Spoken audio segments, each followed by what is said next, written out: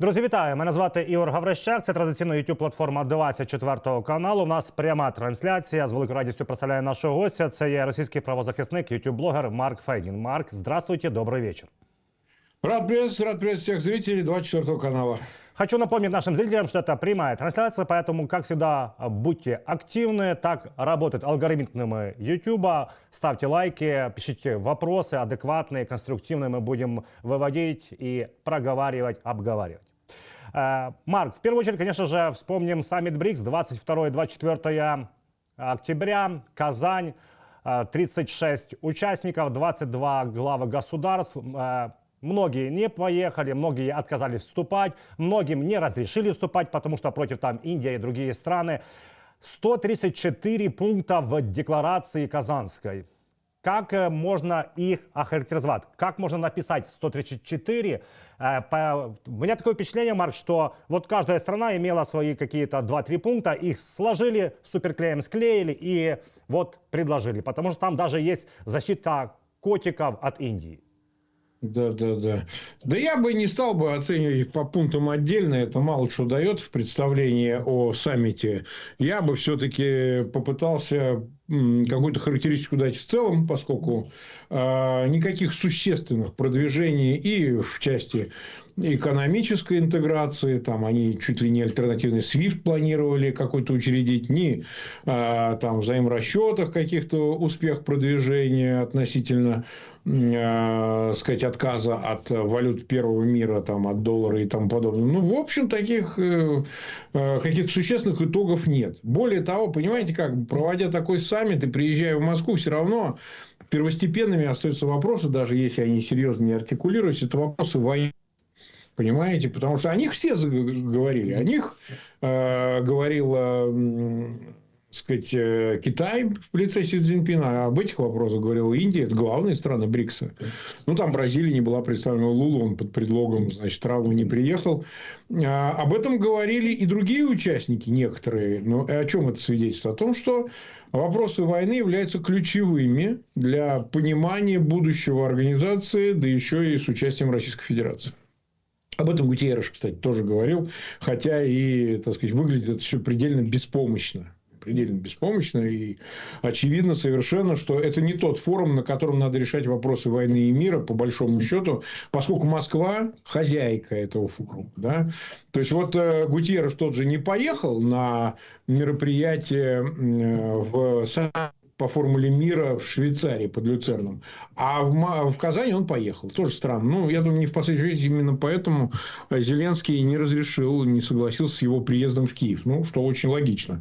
Тебе нравится ездить в Казань, в Россию, ну, там и решай вопросы. Зачем ты курсируешь и пытаешься изображать из себя какого-то важного посредника, каким ни ООН, ни Гутиерреш не является. Но, тем не менее, все равно они вынуждены поднимать эти вопросы. И Турция в лице Эрдогана сейчас стало известно, что якобы какие-то, так сказать, Эрдоган передал в Киев Зеленскому предложение Москвы по прекращению огня и тому подобного. Я считаю, что это все манипуляция, но тем не менее это есть. Что касается вот в целом, вы понимаете, как развивается организация?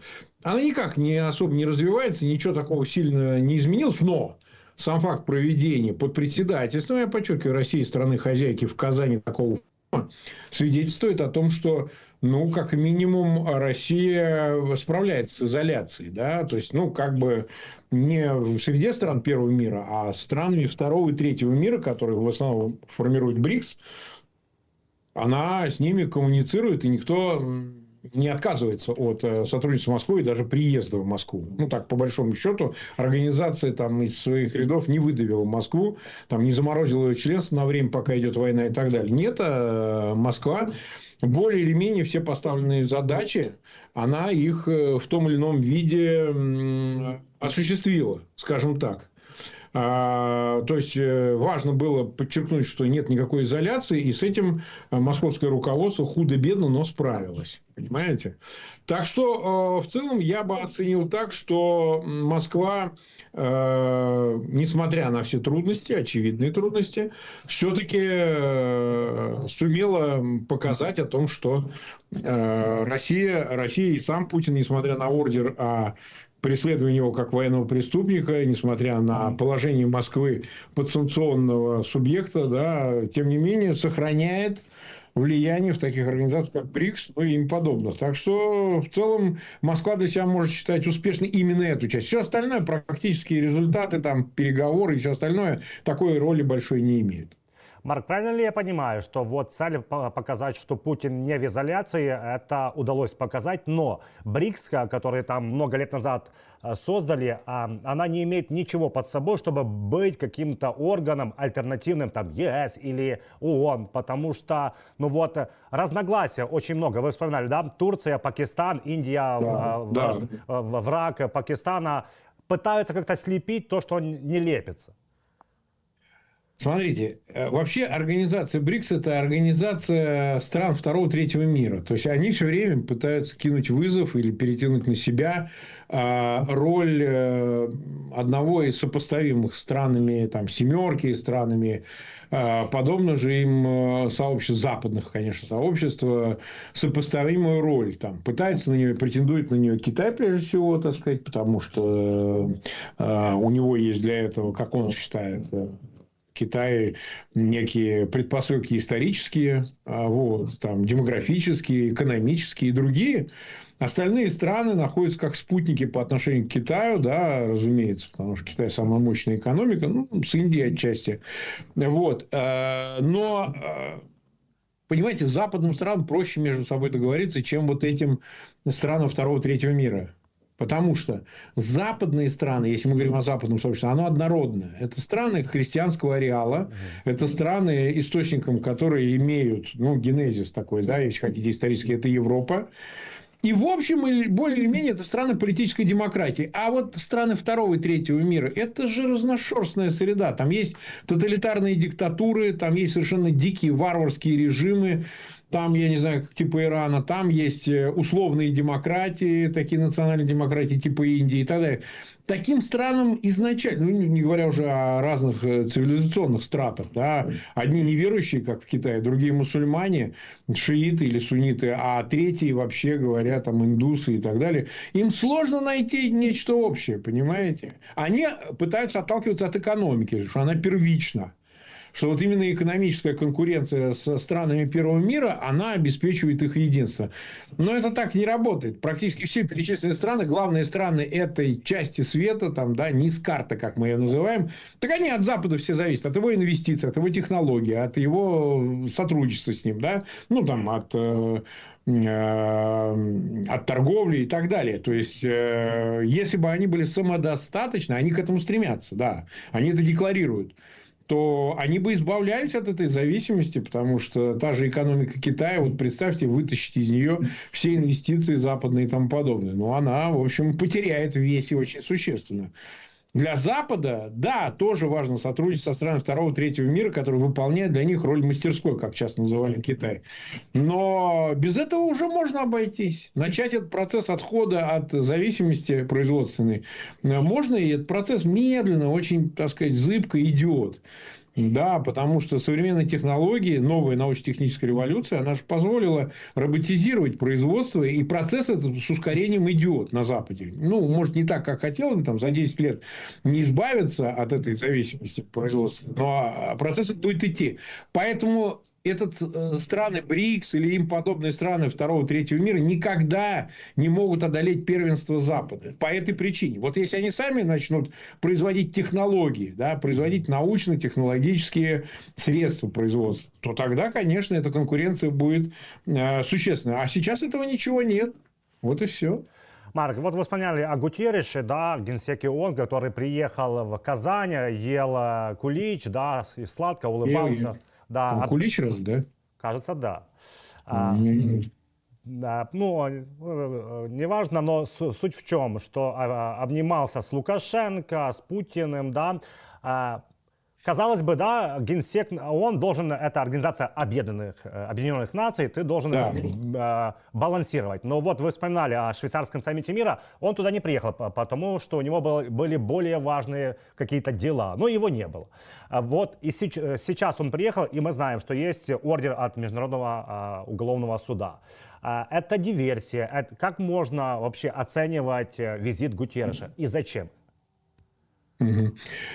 Вы знаете, Гутерреш едет, потому что у него прямой интерес к сотрудничеству с Москвой. Ну, и со странами, которые там участвовали в саммите БРИКС, и с Китаем, и всеми остальными. Это и материальный интерес, ну, в широком смысле. Не просто там лично Гутеррешу, а все эти организации-доноры для, собственно, ну, прежде всего, России, конечно, для ООН. Россия вообще постоянно член Совета Безопасности, и страна-учредитель и так далее. И с Москвой огромное взаимодействие по всем периферийным вопросам. Не по вопросам войны в Украине, а по другим. Игнорировать он Москву не может. Плюс ему же надо показать нужность ООН, понимаете? Нужно же все время показывать, что это не бесполезное, коррумпированное гнездо, значит, отжившее свой век, вообще говоря, универсальный институт, который претендовал на планетарное правительство после Второй мировой войны, а заканчивает как организация, занимающимися там, не знаю, там всем чем угодно, кроме, собственно, вопросов мира и международной безопасности. Они там ВОЗ, это главная организация, сейчас Всемирная организация здравоохранения, там Красный Крест, тому подобное, которые, в общем, никакой важной функции глобальной не несут. Ну, отчасти они ее несут, но главные вопросы войны и мира они не решают.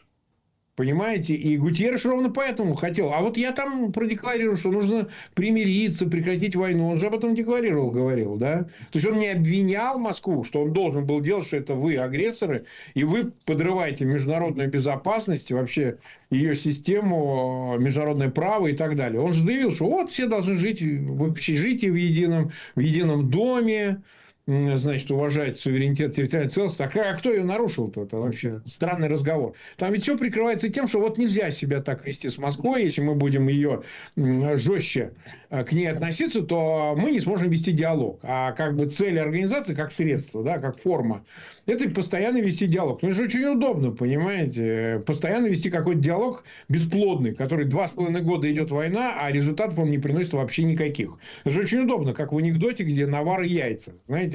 Значит, поэтому на самом деле он должен отыгрывать публично эту ситуацию. Вот он приехал в Москву, а потом бы поехал в Киев. Я вот тоже везу какие-то предложения. Какие предложения может вести Гутерреш? А что ты до этого делал?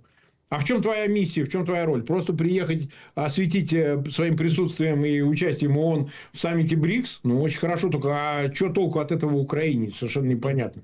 То есть, он выглядит как какой-то общественник, понимаете? Вот который, знаете, есть тип общественник, который все время ходит на все мероприятия, значит, активно участвует в табльдот, знаете, общий стол, вот этот, сказать, когда кормят.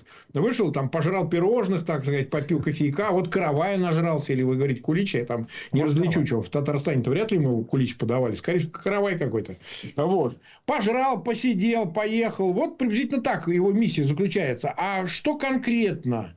В чем выразилась его миссия? Вот кто-то скажет, ну а что вы слишком много требуете? Правда? А я вот видел, как по Ближнему Востоку высказался и сам Гутерреш, и его чиновники по конфликту в секторе Газа. Так там разносил, камень на камень не оставлял от Израиля.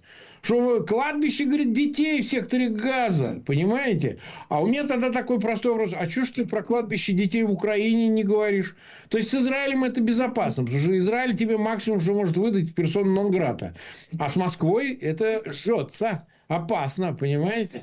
Нужно как-то отыгрывать так, чтобы не отражалось на твоем статусе, на взаимоотношениях и так далее. То есть, замахнуться на Россию гораздо опаснее, чем на Украину или Израиль. Получается так. Ну, выходит так. То есть, там он может проявлять принципиальность, там, требовать чего-то, при том, что Израиль во многом, так сказать, на попятную раз за разом идет. Если бы они могли, они бы все превратили в один сплошной бункер Насраллы. Все это сектор Газа. А это уже не происходит все равно, понимаете? И с этой точки зрения это цинизм и двуличие абсолютно ООН, которая призвана, значит, тем более такой большой войны, которая сейчас бушует в Европе Восточной, ну, как бы применять усилия универсальные, понимаете? Принципы не терпят регионализма, популизма, предвзятого подхода, цинизма и так далее. Ты либо защищаешь мир и безопасность и четко определяешь в соответствии с уставом ООН, кто агрессор, кто страна-жертва, ну или же зачем вообще ваша организация нужна? Но этот вопрос все громче звучит, и не только вот в наших программах, или там в Украине, или в других местах. Но просто тогда совершенно непонятно, в чем их роль. Понимаете? И получается, что роли-то никакой нет. Это роль передаточного звена денег. Они собирают как ниппель деньги, втягивают со стран-участниц, а потом на какие-то программы распределяют, еще и не забывая о себе. Ну, как, например, поддержка и помощь сектору газа. Поэтому, на самом деле, присутствие Гутиерреша – это просто выгодно Москве. Вот заметьте, как Москва комментирует роль ООН. Нет, навсегда сохранять. Да вы что, ООН – это важнейший институт, универсальный, тра-та-та-та-та-та. Очень удобно прикрываться ООНом в продолжении войны. Москва ведь что заявляла? Что саммит БРИКС в ряду его участников больше находит понимание позиции Москвы по поводу войны в Украине и того, что она в Украине делает. Это, наверное, не так. И мы этого не увидели. Никакого конкретного коммюнике по этому поводу, заявлений мы тоже не увидели. Но сам факт этого мероприятия, сам факт присутствия генерального секретаря ООН на этом мероприятии действительно создает впечатление, что у Москвы дела идут неплохо, и война в Украине, которую она затеяла, совсем не влияет на положение и статус самой Москвы и самого Путина. Вот и все. Кстати, Марк, а вам не кажется, что вот Гутерреш напоминает немножко Герхарда Шрёдера, который себе после позиции генсека вот, ищет уютное местечко и может тоже где-то выползти? Понимаете, это всегда умозрительный разговор. Вот когда это произойдет, тогда мы точно скажем, что он ради этого и старался. Мы же не можем этого знать заранее, о чем он с Путиным встречаясь и разговаривает. Ну, как мы сейчас его обвиним фактически в политической коррупции? У нас нет для этого таких оснований, что он уже после должности генерального секретаря уже заехал на какую-то там синекуру. Мы не знаем. Но внешне это все выглядит как заискивание, такое раскланивание с Путиным, который, значит, возглавляет огромную коррупционную кормушку, которую, так сказать, может как в кассе выдавать кому угодно, сколько угодно. Может быть и так. Может быть и так. И знаете, Путину он ведь надо отдать ему должен, он же не обижает никого. Помните историю не только со Шведом, но и с Кнайсель, бывшим министром иностранных дел Австрии. Да. Так она там днюет и ночует в этой России. И что? И как? Ну, то есть, мы примеры-то такого видели. И других политиков, итальянских, и всяких других. Почему бы нам не поверить, что и такое здесь возможно? Но еще раз повторяю, заранее его обвинять конкретно в том, что он по окончании своей каденции в качестве генерального секретаря Организации Объединенных Наций точно там попадет в какую-то газовую там, монополию российскую, или там нефтяную, или еще какую-то такую же, мы не можем, потому что это еще не произошло. Даем ему аванс, чтобы исправиться, что называется. Но в принципе такое не исключено. Ну вот, Марк, вы говорите о том, что Россию и Путина устраивает ООН, ну потому что есть право вето, и Совбезе, что бы там ни выносили, только вето. И многие говорят о том, что нужно менять структуру ООН. И если честно, вот мы знаем, что в ООН, в Совбезе страны, которые победили в Второй мировой войне. Ну а где же Индия, где же Германия, где же другие страны, да? Вот это нужно как-то менять. Удастся ли? Вряд ли, потому что очень сложно, потому что есть вот это право вето. Я вам скажу так, внутри самого ООН ничего поменять нельзя.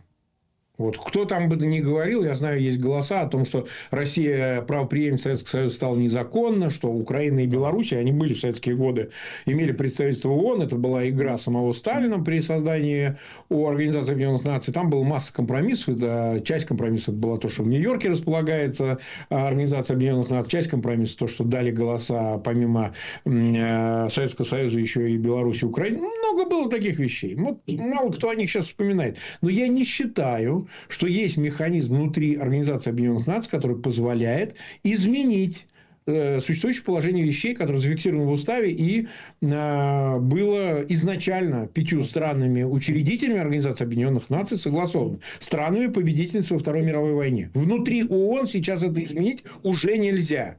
Вторая мировая война уже закончилась давным-давно, знаете, 80 почти лет назад. Да, ну там 75, неважно.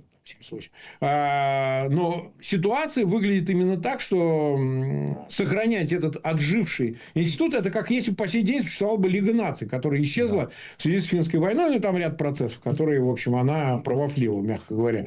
То есть Организация Объединенных Наций также должна уйти в никуда, как и Лига наций, и на ее обломках должна создаться какая-то новая организация. Вот часто я слышу разговор о том, что такая организация может создаться, но только по итогам мировой войны, как часто это бывает. Хороший вопрос, так сказать, по итогам ли мировой войны или дастся избежать этой мировой войны. Есть разные способы, как будет развиваться человечество. Альтернативный ООН может быть свой ООН для своих, понимаете. Если западные страны, их, западных демократий по их типу почти 105-110 стран. Ну, разные оценки там есть, да, колеблющиеся. Но, тем не менее, это почти половина всех стран на Земле, даже чуть больше. Почему бы им не создать свой отдельный ООН, я не понимаю. Попытка же его была. Союз демократий, так сказать, заочно, онлайн даже провели такое мероприятие в 2022 году в сентябре. В сентябре или октябре, по-моему, они онлайн общение такое провели. И все бросили. Потому что, ну, и война этому воспрепятствовала, и масса других проблем и забот. А на самом-то деле это совсем не глупая глобалистская идея. Потому что что-то надо делать по той части, чтобы ООН нынешняя перестала быть эксклюзивным органом универсальных ценностей и универсальных норм. Он такие функции не выполняет уже давно, Организация Объединенных Наций. Понимаете? Невозможно иметь одинаковое право голоса у Ирана и, не знаю, Лихтенштейна или чего-то подобного. Невозможно. Это разные страны, которые одни отрицают международное право, другие ему следуют. И ничего ты с этим не поделаешь. Я уже не говорю про гуманистические ценности и тому подобное. И вообще понимание прогресса, как он есть, как избежание войн и разногласий между странами и народами. Ну, одни это держатся право, а другие нет. И как вы их соедините? Вот нужно сначала подобное с подобным склеить, понимаете, чтобы возникло пул стран, там, я не знаю, половина человечества, которые смогли бы хотя бы свои нормы общежития воплощать в жизнь не только голословно, но и в реальности. А сделать это в нынешнем ООН нельзя, потому что Организация Объединенных Наций, она исходит из универсальных ценностей, которые не существуют. Понимаете, для исламской цивилизации или для христианской они разные. Абсолютно. Они никогда не договорятся. Например, это неплохо и хорошо, это констатация. Понимаете? Надо измениться либо одним, либо другим. А вот попытаться найти результирующие между теми и другими невозможно. В этом убедились уже за десятилетия. И поэтому должны сначала соединиться те, кто способны между собой держаться одних правил и ценностей. А оставшиеся за ее пределами пусть думают о том, как они будут существовать в этом непростом мире. Понимаете? Со всеми ништяками для тех, кто останется в числе западных демократий, и с теми проблемами, и издержками, и ущербом, которые останутся за его пределами. А так, в общем, всегда можно прикрыться членством в ООН как способом позиционировать себя как субъекта международной политики, международного права, что и делают самые страшные страны-изгои. Там, от Белоруссии, Северной Кореи, Ирана и тому подобное. Да теперь и Россия тоже. Марк, вот, кстати, если говорить о заявлении Путина опять-таки на БРИКС, он вспомнил о том, что он хочет побыстрее прекратить войну, сесть за стол переговоров, но, как всегда, как и Лавров говорит, с учетом реалий на поле боя. Ну, понятно, да? Аннексировали, внесли в Конституцию. И вот меня здесь, мне кажется, проговаривать нечего, потому что он повторил то, что всегда повторяет. Но двигаемся дальше. Вот Шольц в прошлую среду в Бундестаге сказал, что он готов вести переговоры с Путиным, а вот сегодня, 25 числа, встречаясь с Нарендра Моди, он сказал, что якобы я хочу, чтобы Индия была посредником в переговорах России и Украины. И вот у меня вопрос. Я вспоминаю Орбана, который буквально быстро прилетел в Москву после того, как Венгрия возглавила ЕС. Я так понял, он услышал там, что нет никаких компромиссов. И вот сейчас Шольц хочет говорить о чем? Если Путин четко не раз говорит, что мы готовы говорить, переговоры, но с учетом реалий на поле боя. О чем хочет говорить Шольц? И вот сегодня он заявляет, что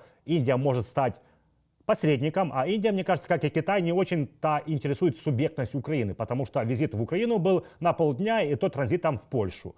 Вот насколько Шольц пытается окончить войну не на условиях справедливого мира. Смотрите, ну, что касается Моди, который заезжал в Киев, это не значит, что если он ехал в Польшу и там дальше и так далее, что это не существенный визит. Это вполне официальный визит, и нельзя сказать, что там Индия игнорирует суверенитет Украины. Ну, нельзя предъявить впрямую. Извините, Индия не нападала на Киев, поэтому мы впрямую обвинить не можем. Другой вопрос. Что-то так много посредников прям. Да. И Индия тебе, и Китай, и вот Турция проявляет активность, так сказать, Эрдоган направил какие-то предложения Путина Зеленскому и так далее. Ну, невозможно иметь такое количество... А знаете, почему это происходит? Вот ровно из этого, что Один говорит, давайте Украина и ее союзники проводить любые переговоры, любые договоренности о прекращении огня, о перемирии, о долгосрочном мире и так далее на базе существующих норм международного права, понимания международной безопасности и так далее. Очень понятная формула, очень понятный инструмент. А другая сторона говорит, нет, у нас все время они говорят, там какие-то реалии на земле, а он про Курскую область, про реалии не исходит. Он опять сказал про 4 области, которые до административных границ должны освободить вооруженные силы Украины. Это Донецкая, Луганская, Запорожская, Херсонская. Крым наверняка, он вообще считает все своей территорией, это субъекты Российской Федерации по Конституции, да, оккупированные эти территории, а про Курскую помалкивает. А это не реалии на земле, что ли? Понимаете, они все трактуют в свою пользу. Ну, не говоря уже о внеблоковом статусе Украины, недопустимости ее вступления в НАТО. То есть, они все трактуют в свою пользу. Я других условий, которые он предварительно выдвигает, не слышал. Он все время выдвигает именно эти. И в канун саммита по формуле мира под Люцерном в Швейцарии звучали те же. Плюс, значит, отменить санкции. Он сейчас не произнес это. Исходим из того, что он, значит, готов рассматривать это не в качестве предварительного условия, а в ходе этих переговоров. Но проблема заключается в том, что если полагаться на международное право, да, и признанный суверенитет, уважение территориальной целостности стран всех на свете, то тогда не нужны никакие посредники. Для этого достаточно гарантов, которые просто организуют сами процесс переговоров и, в общем, обеспечат следование этим принципам. Но Москва-то хочет по-другому. Она хочет через право силы добиться своего. Путин же сегодня заявил.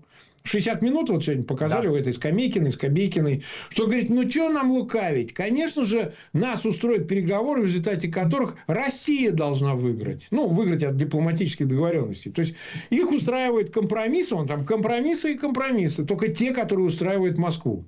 То есть, понимаете, то есть, он сразу говорит, сразу обозначает, что никакие другие варианты, кроме тех, которые предлагает Москва, вообще не принимаются. Компромиссов внутри этих условий он не допускает. Что, наверное, компромисс допускает по другим вопросам, неважным, менее значимым. А вот по этим вопросам нет. Ну, тогда какой же это компромисс? И какое же здесь международное право? Я хочу еще раз задать вопрос. Если ты оккупировал 4 области, ведь сейчас еще не полные, не до административных границ, Донецкую, Луганскую, Херсонскую и Запорожскую, провозгласил это своими территориями, да, и говоришь о том, что ну, нужно исходить из этого, что мы их уже провели референдум, объявили своими территориями. Ну, а где здесь международное право-то? Поэтому договориться они ни с кем не смогут. Ни Индия не сможет быть посредником, ни ООН, ни так сказать, Китай, никто бы то ни было, пока все не согласятся с условиями Москвы. А это невозможно. С тем, что они предлагают, рушится весь миропорядок. Кто-то скажет, а как это изменить? Москва же не справится. Ну, как изменить? Значит, обеспечить паритетность во всем. Значит, нужно, так сказать, на поле боя другую изменить ситуацию. Атомным оружием обзавестись Украине. И тогда возникнет паритет. А вот теперь давайте разговаривать по праву силы. Ну, наверное, так, потому что по-другому-то не получается. Либо, по логике Москвы, просто надо все уступить. Совершенно же очевидно, что не вступая в НАТО, Украина обрекает себя на новую войну. Просто на новую войну. Любое замерение и не вступление в НАТО чревато началом новой войны через какой-то промежуток времени. Долгий или короткий. Сложно судить. Все будет зависеть от того, как Москва сманеврирует этот период. Да, подготовится к новой войне и так далее. Ну, то есть, получается безвыходное положение. Повторяю, выход из него только один, который несет наименьший ущерб для Украины, и так уже ущерб огромен, это добиться паритета, в том числе и в ядерной области. Значит, ну, нету Будапештского меморандума, он не работает. Если, так сказать, безъядерный статус не смог гарантировать Украине территориальную целостность и суверенитет, ну, значит, нужно выйти из Будапештского меморандума. Значит, повести себя по-другому, другие решения принять. Ну, логика-то такая. А все остальные посредничества, они никакой роли не несут, потому что проблемы не в хорошем посреднике, понимаете? Не в этом проблема. Проблема в отсутствии принципа, по которому эти договоренности должны быть достигнуты. А принципы различаются кардинально, и поэтому договоренности в настоящее время достигнуть невозможно.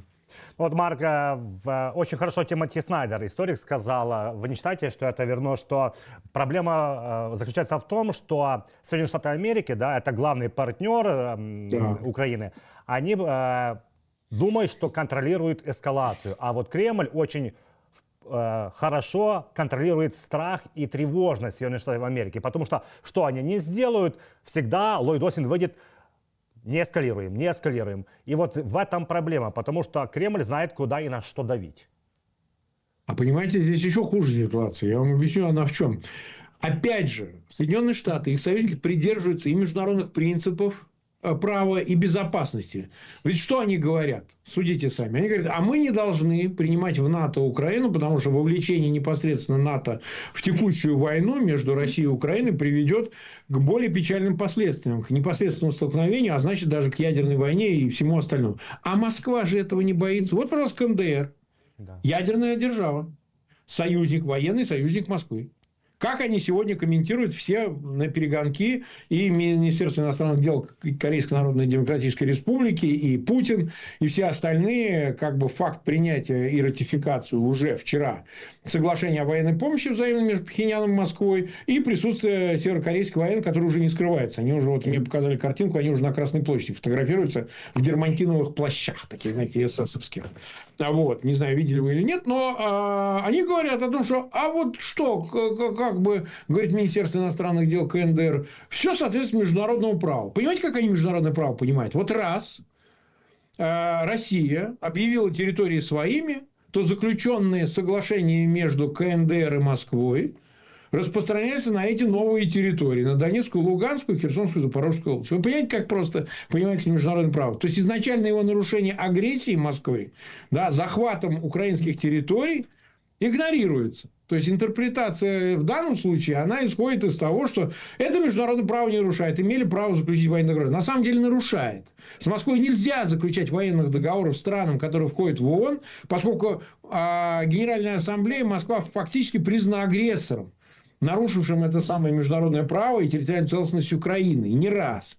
Разные резолюции по этому поводу есть. Но нужно исполнять устав ООН, по которому с Украиной такие соглашения можно заключать, в том числе и на поставку вооружений, даже на какие-то отдельные соглашения по участию военных союзников Украины, по участию в войне. Да? А Москва не может, потому что она агрессор. И те, кто входит с ней, вступают в такие соглашения, поставляют оружие, являются нарушителями международного права, международного безопасности и порядка, установленного Организацией Объединенных Наций и ее уставом, ну и другими основополагающими документами. То есть получается, что те, кто следует международному праву и международным правилам безопасности, они проигрывают тем, кто их нарушает. И они продолжают упорствовать в этом желании, в том, чтобы не эскалировать ситуацию дальше, чтобы ни в коем случае не спровоцировать Москву на ответные действия уже более большого масштаба. Такого, который выходит за пределы Украины. А Москва себе в этом не отказывает и может привлекать Северную Корею, а завтра привлечет Иран, а завтра даст им ядерное оружие, как она его разместила в Беларуси, ну и так далее. А где гарантия, что они вот говорят на саммите БРИКС, президенты Ирана и Москвы разговаривали и не заключат аналогичное КНДРовскому соглашению о взаимном сотрудничестве, по которому, как и в Беларуси, которая является союзным государством, возьмут и разместят ядерное оружие, обеспечивая безопасность урана по этому соглашению. А почему нет? Кто сказал, что это невозможно в принципе? Мы всякое видели. Поэтому на самом деле я бы сказал, что Запад будет отступать ровно до того момента, пока не примет решение отзеркалить любые действия Москвы со своей стороны. Вот и все. Да, но мне кажется, Марго, в условиях демократии, да, и того, как в первую очередь в Европе, да, слушают свое население, это будет очень сложно, да. Как объяснить среднестатистическому немцу, что, слушай, вот мы сделаем так и так, это не в нормах права, но так нужно. Тот немец, который утром пошел на работу, вечером съел сосиску, условно говоря, да, и лег спать. Да. Я вам скажу на это так. А кто просит их вовлекаться сразу со старта в войну как таковую? А вот, например, предоставить право использования средств, которые по законным основаниям предоставляются, ну, нормативным основаниям Украине, бить по любым целям на территории России. Это что, сильно нарушает международное право? Вообще нисколько. Оружие, пересекшее границу Украины, предоставлено ей для обеспечения собственной безопасности, защиты населения, суверенитета, территориальной целостности, может использоваться и быть украинским, понимаете? Быть уже украинским, а не американским, не британским, не французским. и так далее. Оно может использоваться для любых военных целей, которые обеспечивают вот эту безопасность. То есть ограничения в данном случае, они не носят обязательного характера. Это просто позиция союзников Украины все по той же формуле, ни в коем случае не эскалировать ситуацию дальше, не эскалировать ситуацию больше. А вступление в НАТО как противоречит, собственно говоря, международному праву? Это суверенное право Украины вступать куда угодно. Ну, равно как и право и Североатлантического альянса принимать или не принимать в свои члены такую страну, как Украина. Разумеется. Но если Украина хочет вступить в НАТО, то вам надо определяться. Вы хотите, чтобы Украина состояла в этом НАТО? Со всеми оговорками, со всеми условиями войны, когда, в общем, оккупированные территории, наверное, не сразу могут вступить, ну и так далее. Но, получается, слишком широко распространяются вот эти страхи и ограничения, которые НАТО пытается публично артикулировать, говорить о них, так сказать, объяснять, почему они этого не делают, на вещи, которые абсолютно сюда не подпадают. Ну, вот, например, обеспечение бесполетной зоны над Украиной. Это что, прямое столкновение с Москвой и ее вооруженными силами и силами КНДР? Ну, просто мне интересно. Сбивать ракеты, дроны и все остальное над территорией Украины. Может это НАТО сделать или нет? Простой вопрос. А ведь не делает же, понимаете? Так что здесь проблема заключается даже не в том, что надо населению что-то объяснять. Можно без потерь участвовать в защите интересов Украины, суверенитета и территориальной целостности без последствий, конвертируемых в мировую войну, понимаете? То, чего боится, может быть, общественное мнение населения в этих западных странах. Благополучных европейских, западноевропейских странах. А хотя бы тот минимум, который обеспечивает защиту населения Украины. Вопрос о том, что а что это мы должны защищать украинцев? Так вы же по Будапештскому меморандуму взяли на себя эти обязательства. Это же вы взяли их на себя. Британия, США, ну про Китай, ладно, бог с ним. Вы же взяли на себя эти обязательства. Так вы должны или не должны их выполнять? Вот вопрос. Ну и тогда глобальный вопрос о демократии. Зачем ее строить, если вы ее не защищаете? Тоже так можно подойти. А вот, Марк, вы говорите о том, что нужно играть по правилам Путина. Это не играть по правилам вообще.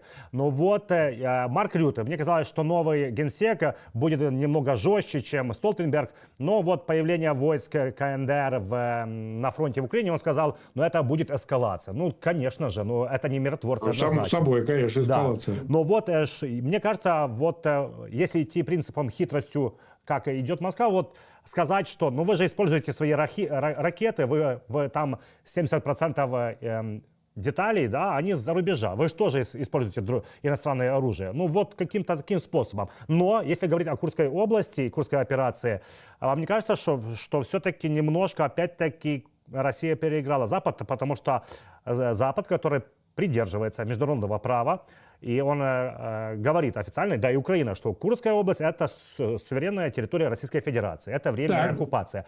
Ну и войска КНДР должны появиться в Курской области. И это вот вопрос только Путина и КНДР, где используют эти войска на территории Российской Федерации.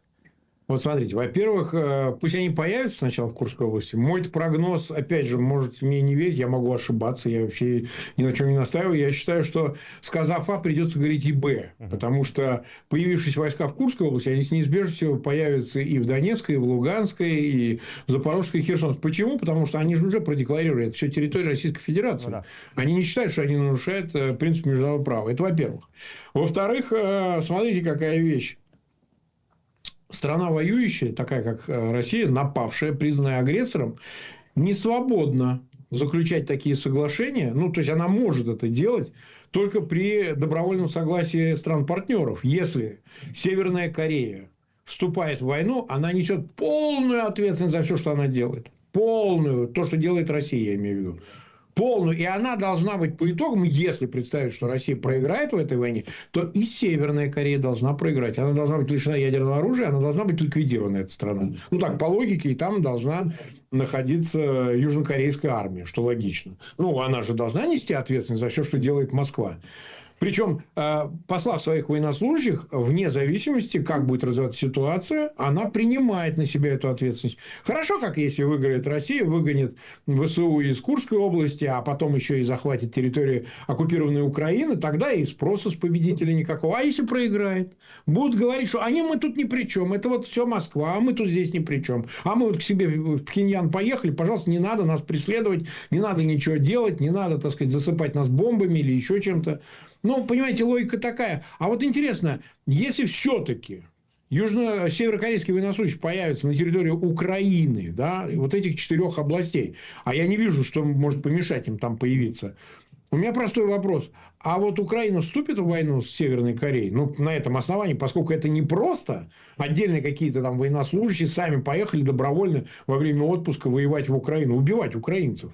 А это прямо направило государство, руководство страны этих военнослужащих участвовать в боевых действиях на территории другого государства. Это же не на территории Северной Кореи война идет.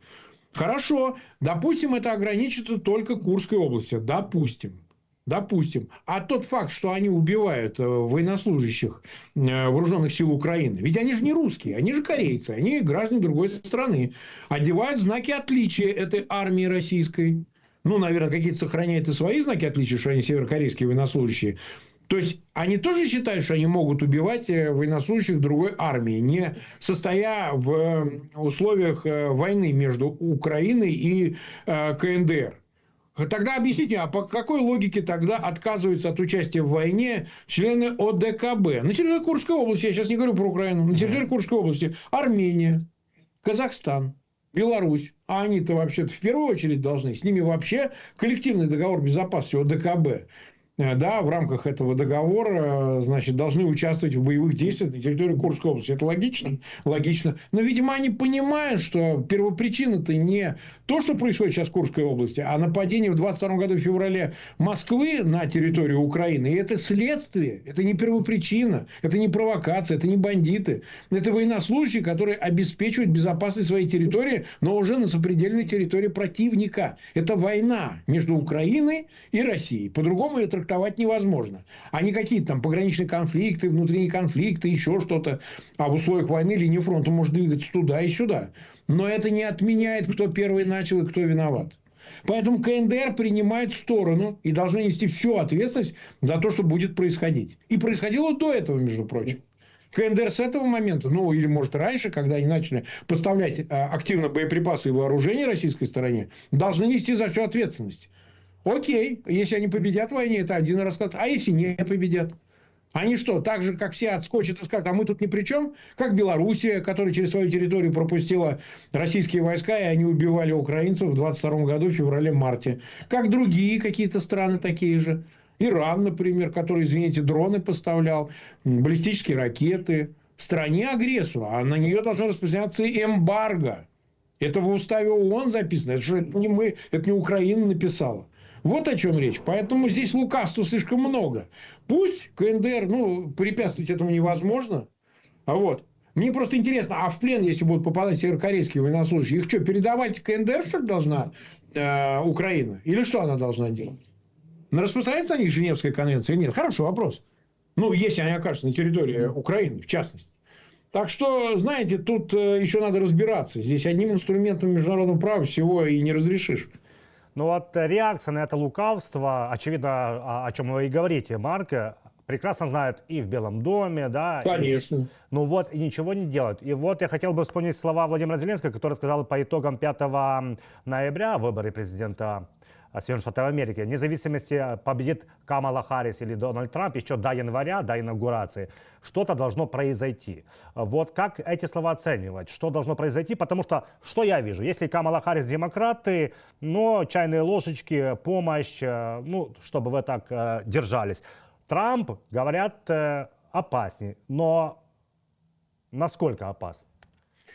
Смотрите, во-первых, что произойдет до 5 ноября, я не знаю. Времени очень мало. Сегодня уже, какое у нас, 25 число? Извините, Марк, после 5-го, после выборов. После 5-го. Да. После 5-го. После 5-го тоже, смотрите, сложно прогнозировать, хотя более или менее рисунок понятен. То, что будет делать Камала Харрис, это приблизительно то же самое, что делает нынешняя администрация Байдена. Может быть, это будет иметь какой-то еще и дополнительную интенсивность поддержка Украины. Не исключено, потому что просто она моложе, и там вокруг ее в среде советников может не оказаться ни Селливана, который за контролируемую эскалацию, Бернса, главы ЦРУ и так далее. Могут произойти какие-то в этом смысле перемены. Что касается Трампа. Вот смотрите, сегодня появилась информация, что Илон Маск уже после начала полномасштабного конфликта в феврале 2022 года имел общение с Путиным. Ну, слушайте, не раз, если можно, не конечно, да? все что угодно по этому поводу гадать или там что-то говорить, но это странно. То Карсон, этот ей журналист, близкое лицо Трампа, то вот Маск, который принимает активное участие в кампании Дональда Трампа, активнейшее участие в кампании. Но, тем не менее, значит, имеет общение и тот, и другой. И сам Трамп, как это написал Боб Вудворд в своей книге «Война», вот недавно опубликованный, патриарх американской журналистики, ну, видно, ему передали ЦРУ или там спецслужбы американскую информацию, Трамп тоже имел общение с Путиным после февраля 2022 года. И как невнятно по этому поводу штаб Трампа отреагировал. Но у нас есть основания в связи с этой информацией и публичными заявлениями Трампа и лиц из его окружения, там не только его кандидата в вице-президента Венса, и самого Илона Маска, и ряда других, делать выводы о том, что там идут какие-то интенсивные переговоры по поводу сдачи Украины. Ну, по-другому я не могу расценить. Подчеркиваю, может быть, у них другой, более хитрый, более далеко идущий план. Но публично-то заявляется другое. Понимаете, публично заявляется другое, поэтому оснований рассчитывать на то, что это группа политиков или там группа из окружения Трампа и сам Трамп имеют там намерение защитить Украину и оказать помощь, но основания для этого очень сейчас слабые. Марк, тоже хотел бы вспомнить, заявленная тема у нас есть, это Лукашенко, который дал интервью российским СМИ, но он как-то очень удивительно там вспомнил о том, что он будет Беларусь защищать, если что, война против России. Также он сказал, что де-юре Крым не российский. Зачем такие двузначные высказывания делать Лукашенко? Не разозлит ли это Кремль? Да нет, он же уже не раз делал всякого рода заявления, то одни, то другие. Вот поверьте мне, помяните мое слово, через там пару недель он заявит совершенно обратное. Скажет, что мы навеки с Россией, что Зеленскому надо соглашаться на все условия России или что-нибудь в этом роде. Кремль ему это прощает. Вот я бы так сказал. Они его недолюбливают, Лукашенко, и он это знает прекрасно. И они ему прощают его вечное маневрирование. Колхозное такое, знаете, маневрирование. Он то одним пасы делает, то другим. По-моему, он озабочен только собственной безопасностью, снятием с себя ответственности. Он точно не хочет нести ответственность за последствия войны, за войну как таковую. При том, что ему придется за нее нести ответственность. Он уже от нее не отвертится. Поэтому он периодически делает взаимопротиворечивые заявления. А вспомните 2020 год. Канун выборов, как он тому же Гордону давал интервью. Вот сейчас вот взять и пересмотреть, как он отзывался о Путине, о России, о попытках его дестабилизировать Беларусь в канун выборов и так далее. В августе 2020 года, между прочим. Ну и что? Ну и что? Ну, как был, так был. Он сегодня одно говорит, завтра другое. То мы с Володей друзья самые большие, то вот он ущипнет где-нибудь. То не согласится, кстати, сказать, чтобы новые совершить атаку на территории Украины с территории севера, с территории Беларуси. Так что я бы не придавал такого большого значения. От этих слов ничего не меняется. И, по-моему, в Кремле это хорошо знают. Марк, Центробанк Российской Федерации повысил учетную ставку до 21%. Раньше было 20%, это 7-й раз. Я к чему веду? Больше хотел спросить вас о внутреннем проблемах России и насколько это может отобразиться, да, на россиянах. И вот в военно-промышленном комплексе, то, что не хватает рабочей силы, те, кто не в военно-промышленном комплексе. И насколько может быть все хуже, и насколько там могут терпеть все худшие и худшие экономические показатели. Ну, поскольку ничего не меняется, поднятие процентной ставки не влияет, она была 18, теперь 20%. Да, это способ сдерживание инфляции и много других вещей с этим связанных. Да, это гробит промышленность, как говорят представители военно-промышленного комплекса, других отраслей. Ну, что же, они маневрируют в условиях известного дефицита, напряжения большого, расходов непроизводственных на войну и так далее. То есть, возможно, с точки зрения финансовой стабилизации, экономический блок правительства, Центральный банк осуществляет пусть жесткие, но своевременные меры, понимаете, так сказать, для того, чтобы удерживать на плаву в целом. А вот какой запас прочности, вы понимаете, не очень-то он зависит, вот как мы выяснили, от социальных изменений внутри, как следствие всех этих экономических жестких мер. Мы пока не видим признаков того, чтобы все это в ближайшее время навернулось, там, лопнуло. Нет таких признаков, понимаете. Мы бы их искали, но они из разных деталей, ведь нечто большое общее не складывается. Но нету этого. Поэтому терпеливость населения, во-первых, она в высокой степени, планка очень, порог очень высокий. Сама промышленность, ну, пока есть доходы от торговли ресурсами, ну, в общем и целом, пусть плохо, но это все будет держаться. Так что я бы не искал здесь какого-то иглы в яйце, понимаете. Пока для этого признаков нет. Марк, и последний вопрос. Вот в последнем разговоре с Аленой Курбановой вы вспоминали о Юлии Навальной, о том, что в сериале культовом «Секс в большом городе», да, там появилась ее книга, Навального книга, извините. И вот, что меня интересует, вы проговаривали Юлия Навальная как политик, как жена, и что меня интересует, очевидно же, что Юлия Навальная – это отчасти проект, в который вкладываются деньги, которого хотят раскрутить. Но вам не кажется, что вот она заявила, да, если я вернусь в Россию, я буду брать участие в выборах президента, много если Путина не будет, если. Не кажется ли вам, что вот именно даже с точки зрения демократического какого-то лидера нужно кого-то категоричнее. И лучше бы Соединенным Штатам Америки искать кого-то с нуля, в кого вкладывать деньги, а не просто Юлия, потому что у нее фамилия Навальная. Ну, мы свои мозги в чужие не ставим, так сказать, не поменяем местами. Поэтому тут советовать чего-то американскому Госдепу или там американской администрации в этом смысле. Дело в том, что она идеологически очень близка. Это тот же леволиберальная программа, которой держится нынешняя демократическая партия в руководстве Соединенных Штатов. Там давние связи, поэтому логика в этом есть, в этой раскрутке и последовательной поддержки Юлии Навальной для них. То, что это абсолютно, ну, как говорить о том, что Юлия Навальная станет президентом. Понимаете, в стране, в которой тоталитарная диктатура. Ну, как если бы Керенский, находившийся в Соединенных Штатах, в этот момент говорил при Сталине, что станет президентом на демократических выборах. Ну, говорить-то можно, только откуда они возьмутся, эти выборы? Понимаете? На кого делать ставку? Там, на более резкую фигуру или, так сказать, более подходящую для русского обывателя? Так американцы, мне кажется, многое понимают. Они понимают, просто их устраивают такие фигуры, понимаете? Почему? Потому что, ну, как бы, они знают, что из себя русский народ представляет, что он не голосует, он принимает власть, те, кто над ним встает, понимаете? И это не происходит демократическим путем.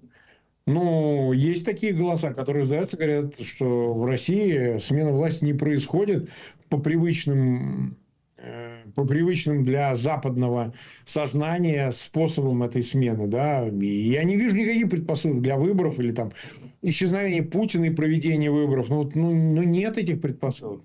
Я считаю, что в России власть сменится исключительно силовым путем, и поэтому Юлия Навальная вряд ли сможет принять в таком варианте участие. Марк, большое вам спасибо за этот разговор. Спасибо, что вы нашли время проговорить важные процессы. Самые важные — это и Казанский, да, встреча БРІКС, ну і всі дальніші процеси. Спасибо Да? большое. Спасибо, всем всего доброго. Нагадаю нашим глядачам, з нами був правозахисник, ютуб-блогер Марк Фейгін. Будь ласка, ставте лайки. Тут є посилання активне на ютуб канал Марка Фейгіна. Також підписуйтесь, коментуйте, діліться. Так працюють алгоритми ютуба, аби більша кількість людей, в першу чергу українців, могли переглянути і зрозуміти, так, геополітичні процеси. Мене ж звати Ігор Гаврищак. Ми традиційно з вами побачимось в ефірі 24 каналу.